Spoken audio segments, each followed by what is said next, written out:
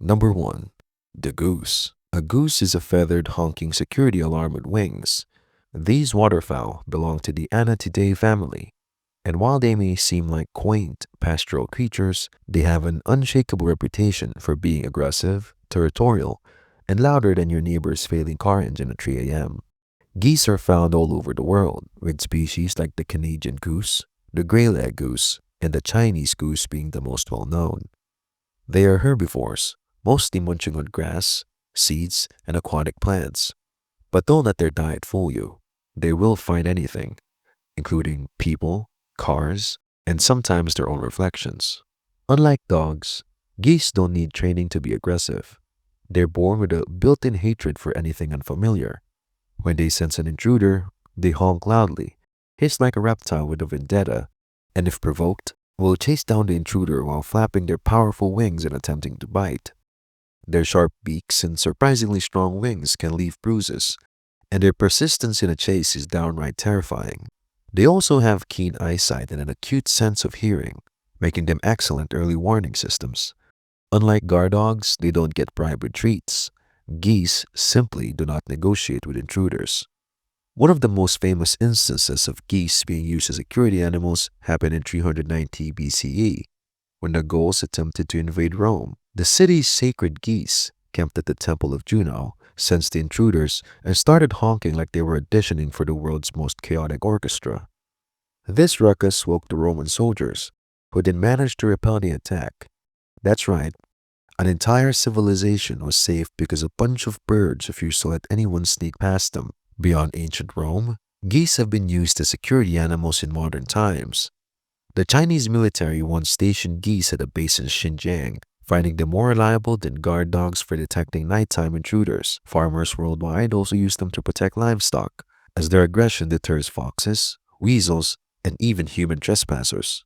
Geese can recognize faces and remember threats, meaning if you cross one, it may hold a grudge for life. Unlike your dog, which forgets why it walked into a room, geese will remember you and continue its vendetta whenever it sees you again. Number 2. The donkey. The donkey is a domesticated member of the horse family, often underestimated due to its reputation for being stubborn. However, that stubbornness is actually a strong survival instinct. Donkeys are naturally cautious, highly intelligent, and fiercely territorial, making them excellent security animals. They typically stand between 3 to 5 feet tall at the shoulder and can weigh up to 570 pounds.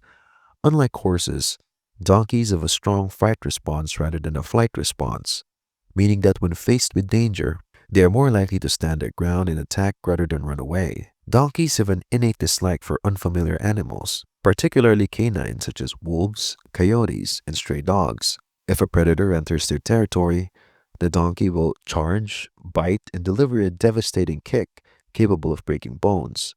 Their powerful hooves can crush the skull of an attacking predator, making them effective guards for livestock and farmsteads. Aside from their physical strength, donkeys also use loud, braying vocalizations to alert humans to potential threats. They are naturally territorial and will chase down anything they perceive as a danger.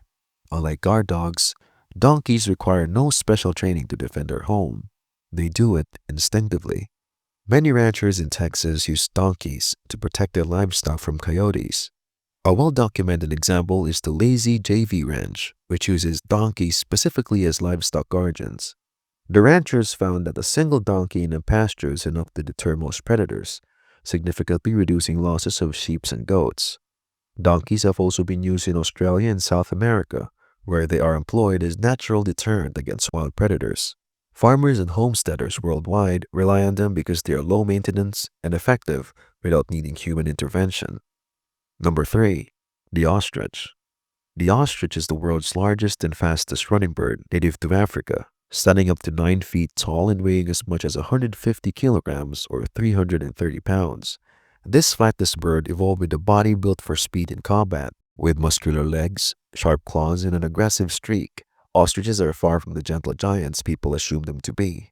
Unlike most birds, ostriches have massive eyes, each about 2 inches in diameter, which give them exceptional eyesight, allowing them to spot threats from miles away. Their brains may be small, but when it comes to self-defense, they operate on pure instinct.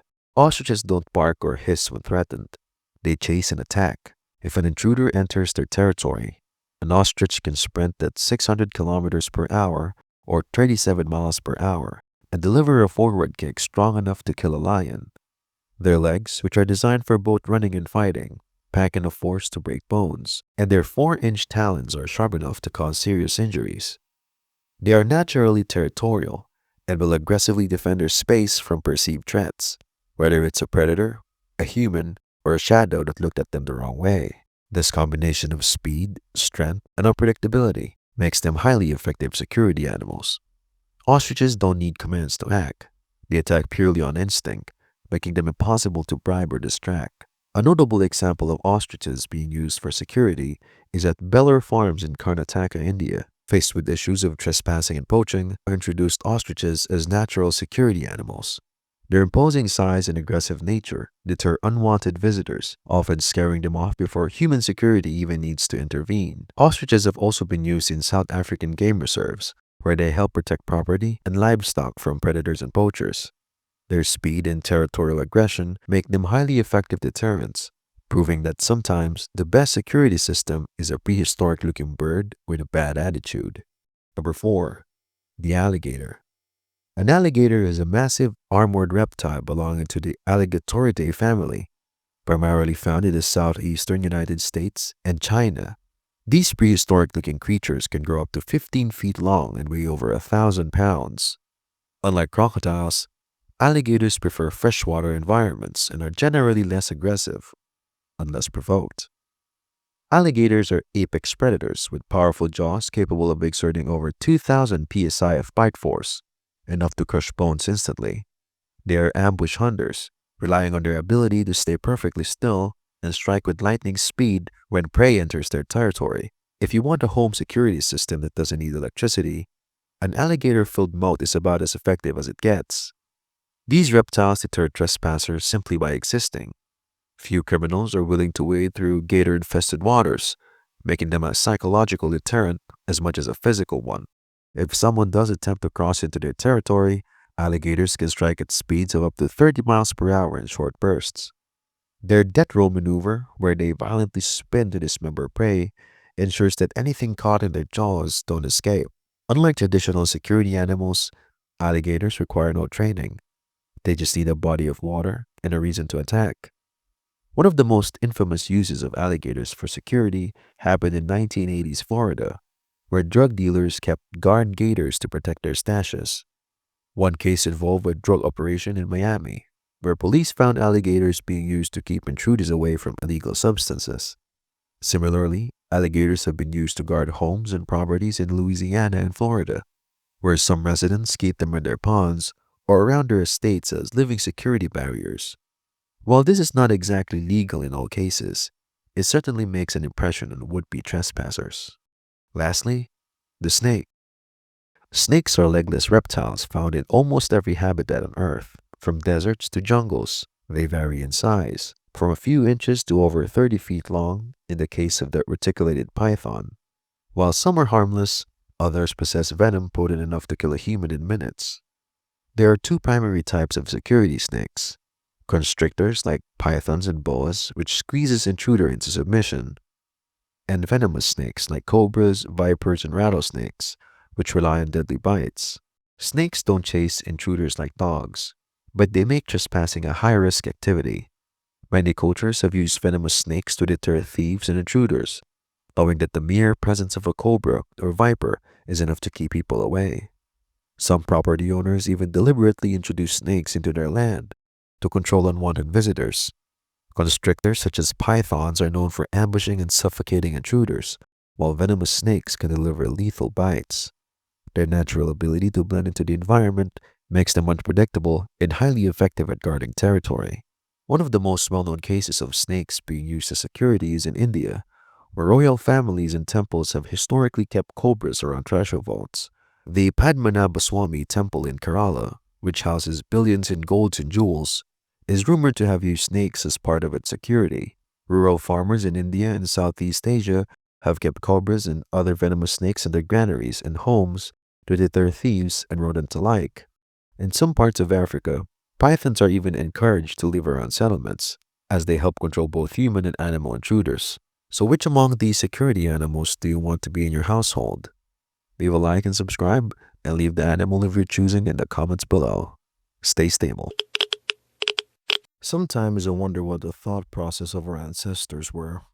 They probably were like, you know what? Why don't we put all these fish guts in a barrel, put some salt in them, put a lid on it, yeah, and wait for a year or so until the stench from the fish guts is so bad it makes Ethan's 2-month-old socks smell like lavender in comparison. You know what? That sounds oddly convincing. But how can we convince people to eat it?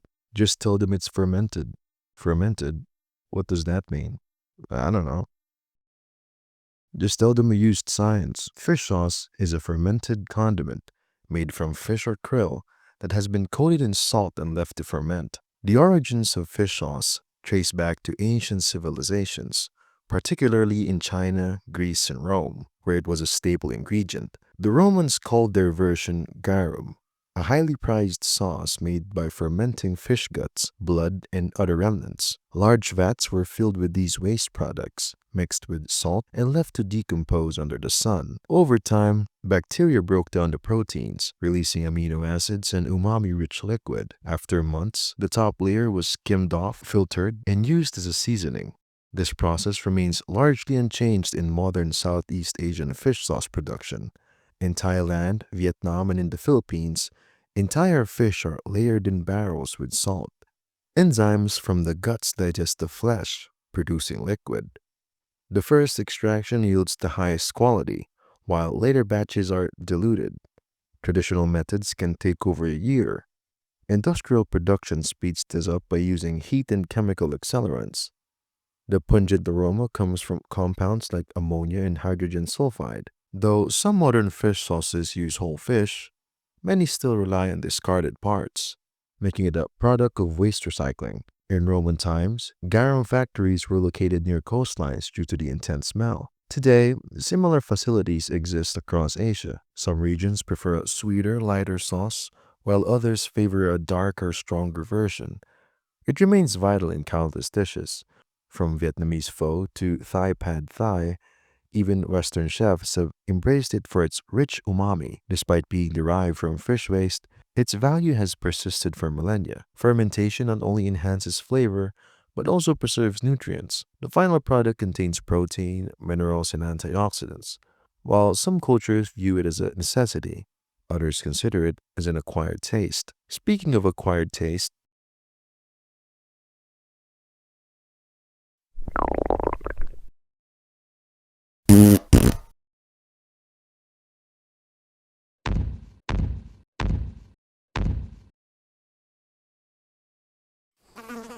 that'll make it into some sick coffee, man. What? What? I didn't say nothing. Black ivory coffee is one of the rarest and most expensive coffees in the world, produced using a unique process involving elephants. Originating in Thailand, this coffee is made by feeding Thai Arabica coffee cherries to elephants, allowing digestion to alter the beans inside the elephant's stomach. Enzymes break down proteins, reducing bitterness. This natural fermentation enhances smoothness and imparts a unique flavor. After digestion, the beans are excreted and collected by caretakers. They are then washed, sun-dried, and processed for roasting. The entire method is time-consuming, requiring approximately 33 kilograms of raw cherries to produce just 1 kilogram of finished coffee. The origins of black ivory coffee trace back to research into animal-assisted fermentation. Similar techniques have been observed in civet coffee, but elephant digestion offers a distinct advantage. Elephants are herbivores, consuming a variety of plants, which influence the flavor profile. The beans undergo a longer digestion period, further altering their chemical composition. The resulting coffee is known for its smooth, earthy taste, with chocolate and floral notes. Unlike traditional coffee processing,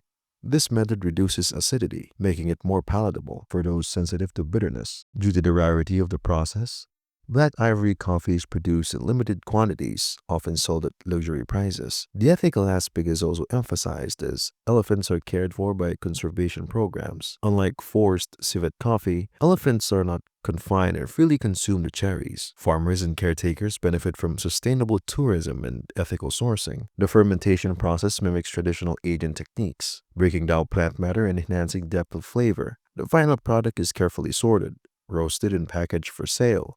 Because of the extensive labor and time required, it remains one of the most exclusive coffees available. Its distinct profile and meticulous craftsmanship have made it highly sought after.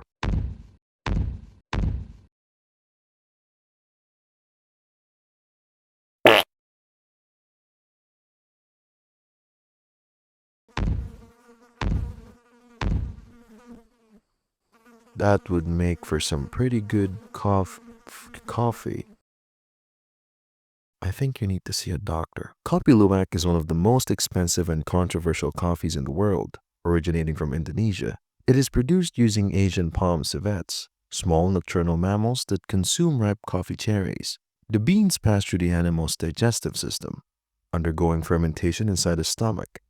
Enzymes break down proteins, reducing bitterness and altering the flavor profile. After digestion, the beans are excreted and collected from feces. They are then washed, dried, and roasted. The process is believed to enhance smoothness and introduce unique earthy caramel-like notes. Historically, kopi luwak was discovered during Dutch colonial rule in Indonesia. Local farmers were forbidden from using coffee from plantations, but noticed that civets ate the best cherries. They began collecting and processing the beans found in civet droppings. Over time, this method gained recognition, and kopi luwak became a sought-after delicacy. Traditionally, wild civets forage freely, selecting the ripest cherries. This natural selection contributed to the coffee's quality. However, increased demands led to mass production, with many civets now kept in captivity. Caged civets are often fed an unnatural diet and deprived of their natural behaviors. This affects the quality of the coffee and raises ethical concerns. Some producers claim to use only wild-sourced beans, but verifying authenticity is difficult. The process itself mimics other fermentation methods where digestive acids alter the bean's chemical composition. While wild kopi luwak is considered superior, verifying sources remains a challenge for consumers seeking authentic and ethical products.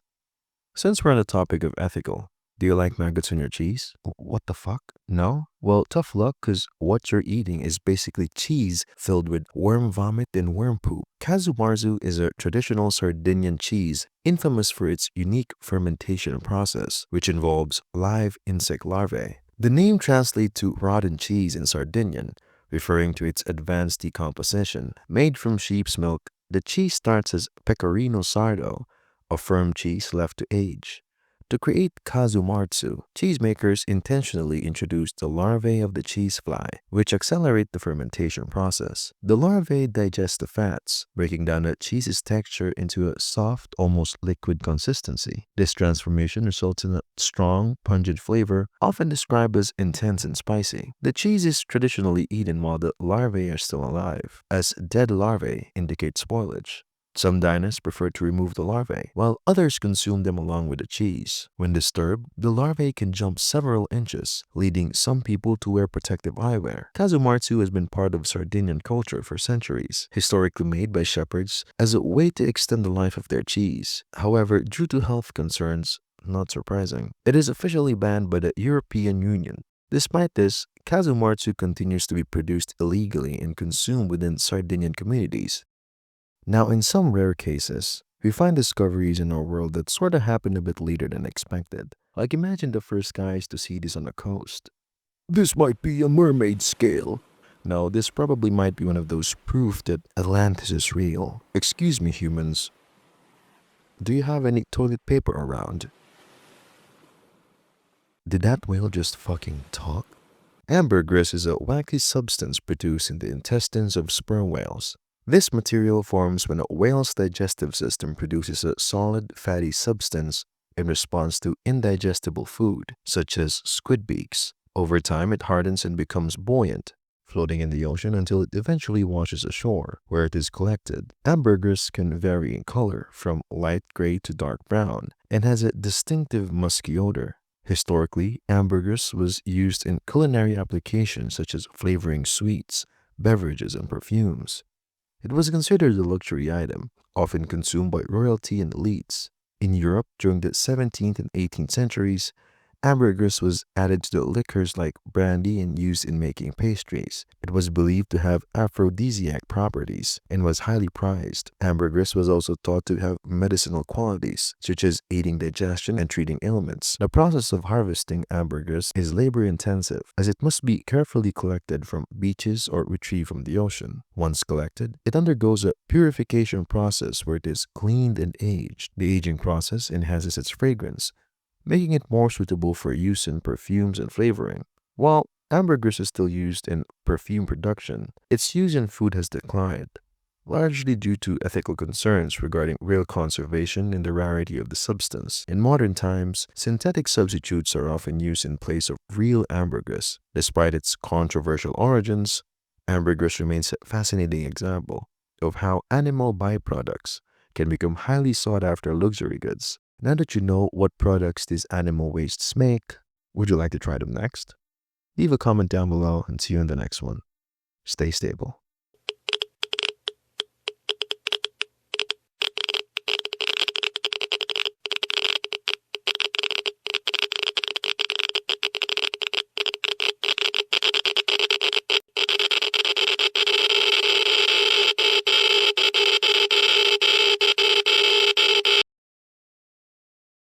Happy Hearts Day. Don't have a partner? Don't worry. You might as well learn how to romance a mate with these animals we're about to discuss. Starting with number 1, the pufferfish. The pufferfish, part of the Tetraodontidae family, is a unique marine creature famous for its ability to inflate as a defense mechanism. Found in tropical and subtropical waters, it puffs up by rapidly swallowing water and air to appear larger and more intimidating to predators. Many species of the pufferfish contain tetrodotoxin, a deadly neurotoxin that makes them highly poisonous. Despite their slow swimming speed, their defenses make them formidable survivors. Pufferfish have strong beak-like teeth used to crush hard-shelled prey, such as mollusks and crustaceans. Their odd appearance and fascinating behaviors make them one of the ocean's most intriguing fish. Their mating rituals vary by species, but the most remarkable example comes from the Japanese white-spotted pufferfish. Males of these species engage in an elaborate courtship display by creating intricate circular patterns in the sand, often referred to as underwater crop circles. These circles can reach up to 6 feet in diameter and are carefully sculpted using the male's fins. The ridges and grooves serves not only as an aesthetic display, but also as a functional nest, helping to shield the eggs from strong currents and predators. The process of creating these patterns takes several days, during which the male continuously adjusts the structure to maintain its symmetry. Once completed, he waits for a female to inspect his work. The female evaluates the pattern, and if she finds it satisfactory, she enters the center of the design to lay her eggs. The male then fertilizes the eggs externally and stays behind to guard them. His presence is crucial, as he ensures that the eggs remain undisturbed and that debris does not accumulate in the nest. Other pufferfish species exhibit different mating behaviors. Some rely on direct physical interaction, such as nudging and circling, while others produce low-frequency sounds by grinding their teeth or vibrating their swim bladders. These sounds serve as communication signals during courtship and territory disputes.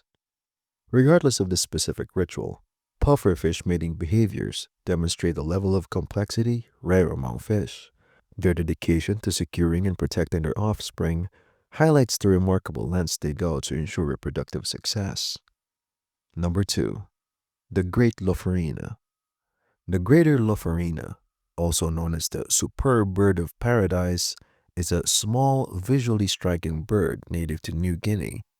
Males are famous for their jet black plumage with iridescent blue-green patches, while females have brown feathers to blend into their surroundings. These birds inhabit forests and feed primarily on fruits, insects, and small invertebrates. Despite their small size, males are among the most dramatic performers in the avian world, using their elaborate displays to attract mates. Their highly specialized courtship behavior and unique appearance make them one of nature's most fascinating birds.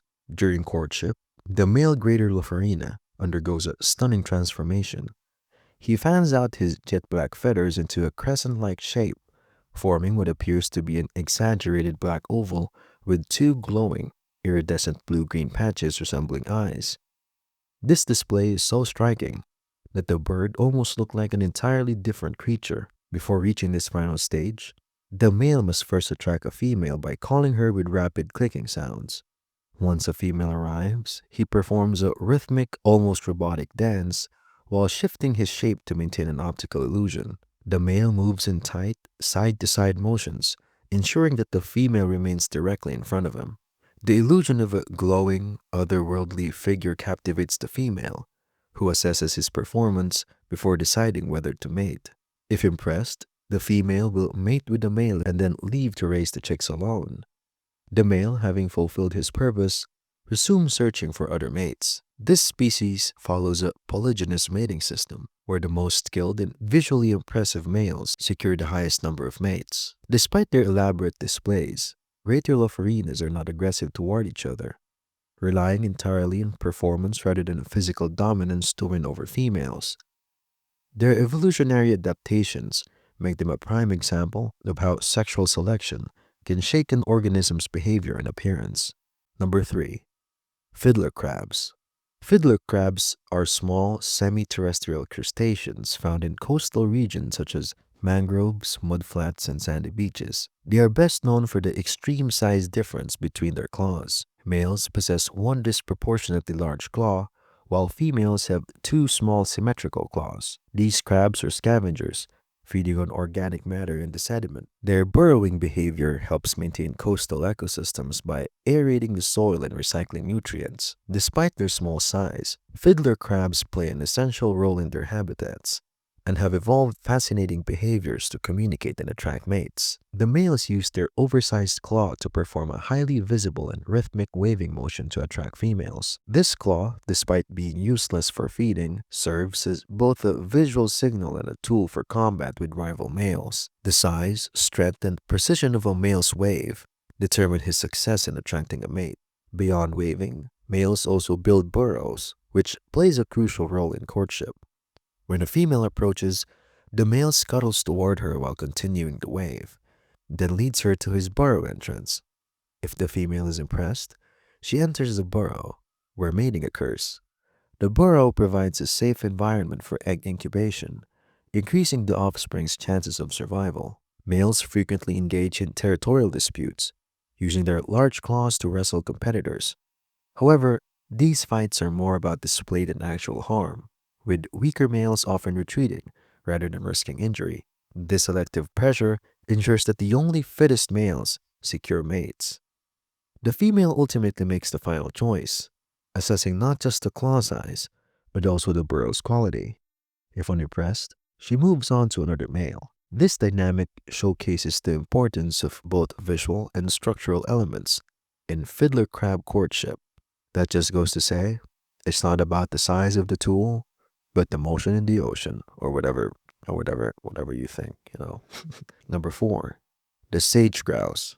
The sage grouse is a large ground-dwelling bird native to the sagebrush plains of North America. It is the largest grouse species in the region and is known for its reliance on sagebrush for food, shelter, and nesting sites. Males are larger than females and possess striking features, including long spiky tail feathers and inflatable yellow air sacs on their chests. Sage grouse populations have declined due to habitat loss, making conservation efforts crucial for their survival. The sage grouse's mating ritual takes place on a lek, an open area where males gather to compete for female attention. During the breeding season, males puff out their chests, fanning their tail feathers and inflating their yellow air sacs. This results in a dramatic display, where the sacs produce a distinctive popping or booming sound that can be heard over long distances.